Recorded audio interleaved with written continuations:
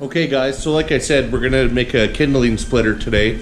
So the first thing you're gonna do is you're gonna tell your missus that you didn't really mean it, you weren't not busy. You're gonna make that kindling splitter she wanted. And then she's gonna say, what kindling splitter? So then what you're gonna do is you're gonna shut the door, you're gonna run to your garage, and you're gonna start making noise really quickly before there's any more follow-up questions. So, let's get on with what you're gonna need quickly here.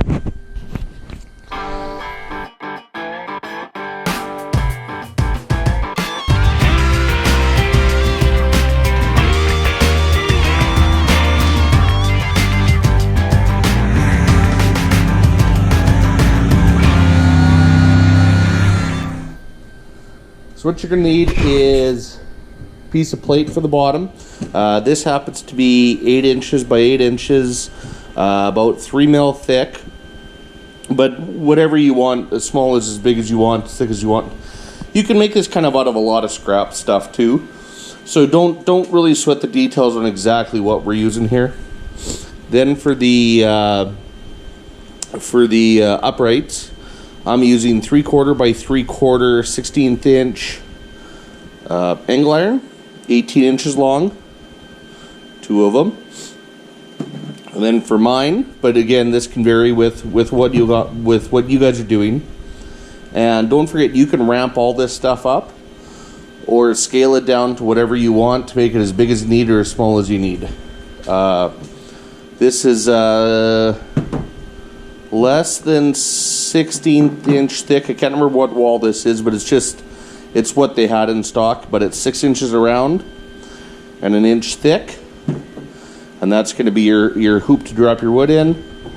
And then what I've done here is this is 1/4 inch.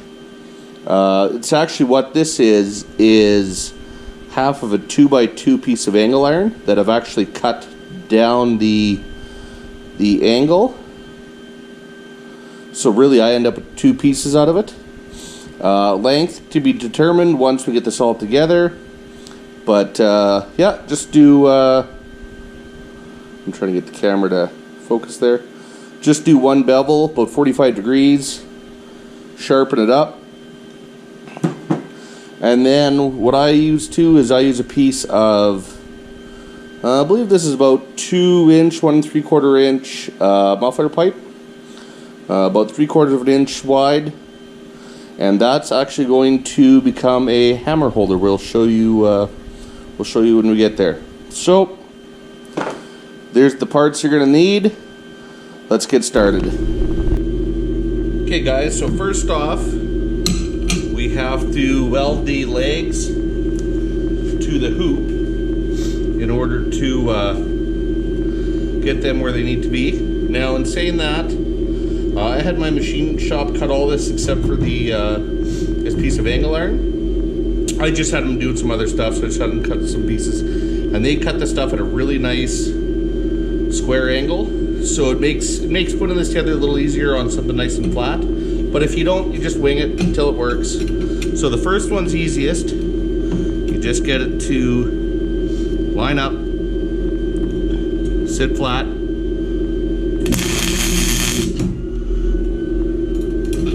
There we go.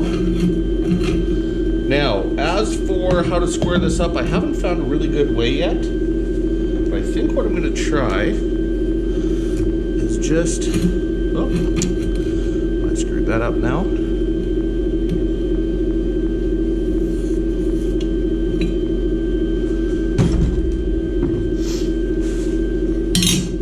I have no idea if this is going to work. We're doing this for the first time together.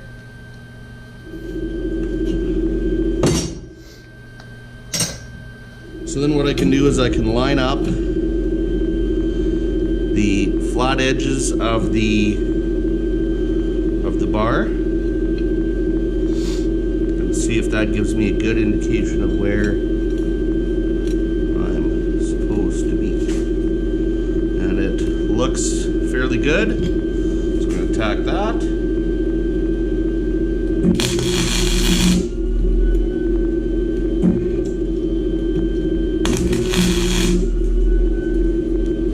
It's warm. Safety third. P3, people. Okay. Weld this together.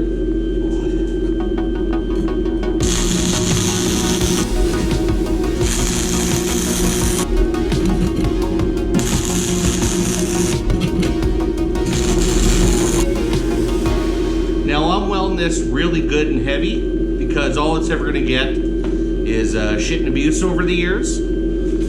So might as well lay them beads on nice and thick. So once you have your arms done and you welded it to the table, now what I do is I measure from the inside of that angle iron to the inside of that angle iron.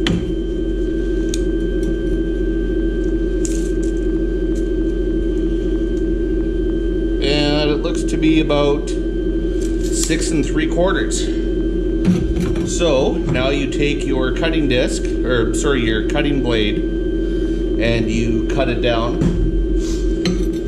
to 6 3/4.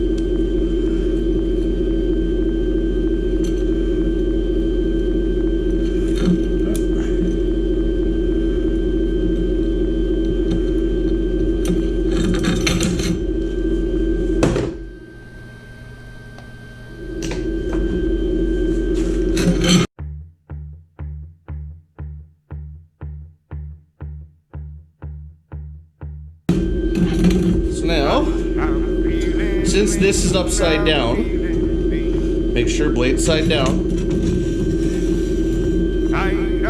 Just slide it in there wherever you want it. I say about 3/4 of the way up. I think it's a good spot for it. Now this, you're gonna weld really heavy. Let me just put a tack on here and I'll show you what I'm talking about.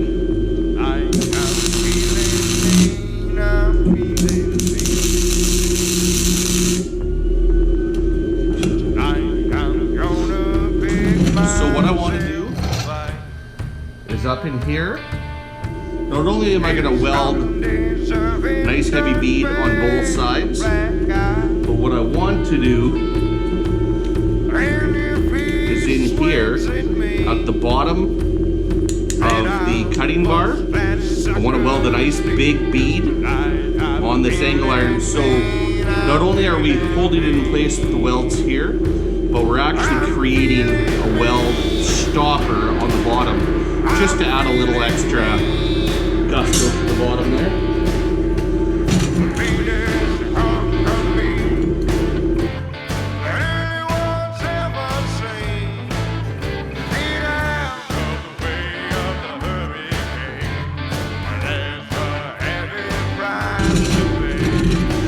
Okay, so you see how we went up both sides, and then I put a really nice thick bead here at the base to hold it all together.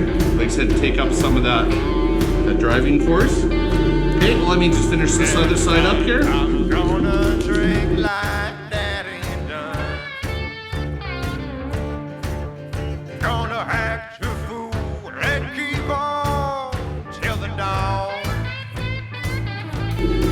Okay, so now that that's nice and piping hot, then I'll go right out here. That over there for a second. I'm just going to clean this plate off a little bit from the welding splatter. It does make a really nice top weld on, I gotta say.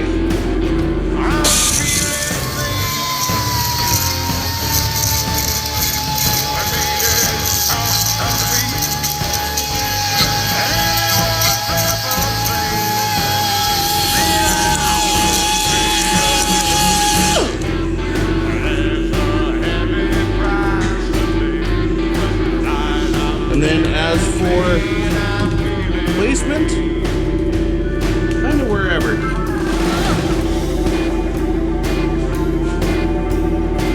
Make it as even as you can.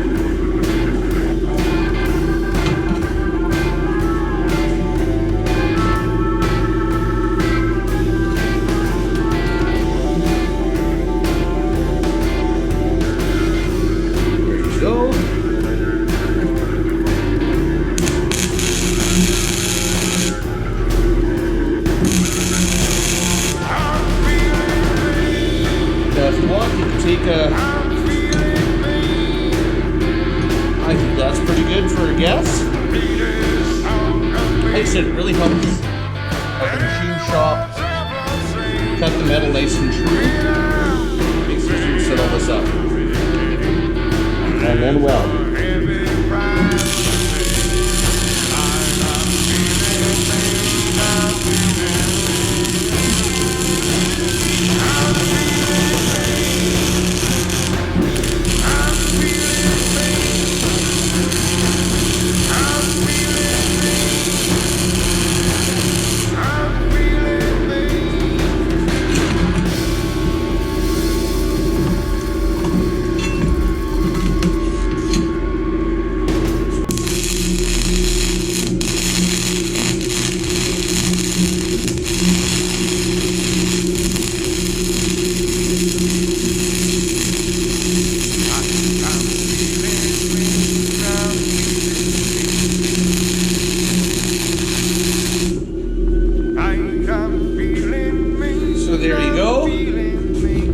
That's going to be nice and sturdy.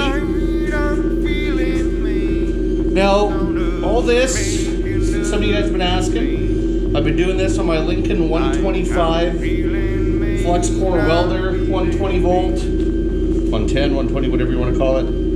I believe it's 20 amp, but I do have it plugged into 15 amps, and I'm getting by just fine. So,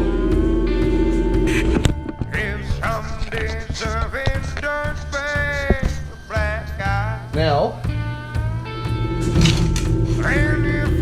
here's that little hammer holder.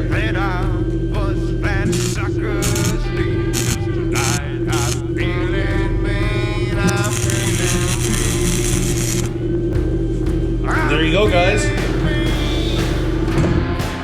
All you do now is clean it up, give it a spray. You've got yourself an awesome little kindling maker.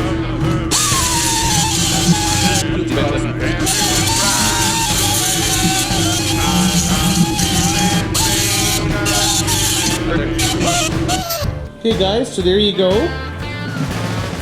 This is your 15-minute project. No, I don't know really how long this thing took. But as you can see, it's not tough to make, it's not tough to do, and like I said, I had the machine shop cut all this except for my cutting plate, just because I had them doing some other pieces for some other projects.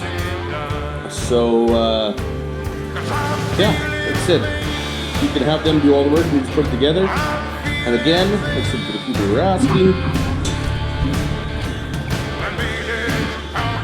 I'm using the Lincoln Wellpack 125 HD. Not sponsored by Lincoln whatsoever, but it's a great little home unit. Just fantastic. It's 2-pound, 10-pound rolls.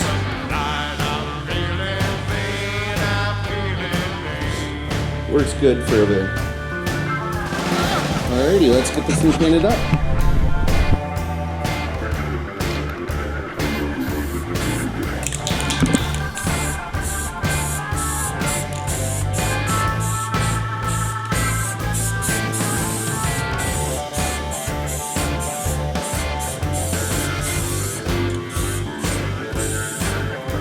What really helps that paint to dry is your metal still being almost red hot.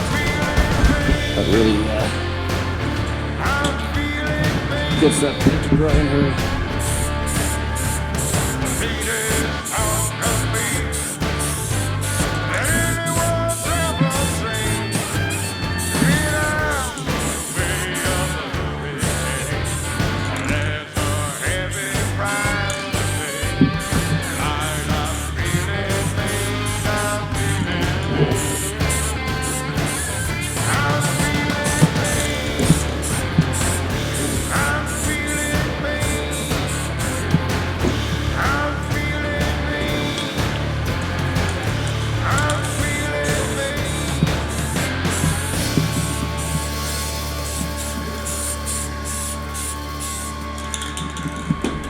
There you go, guys.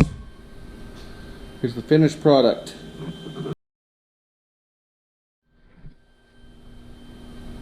Okay, guys, that was another quick project. If you liked what you saw here, please like and subscribe, share, tell your friends. Anyway, this has been James for Problem Child Projects. We'll see you next time. Thank you.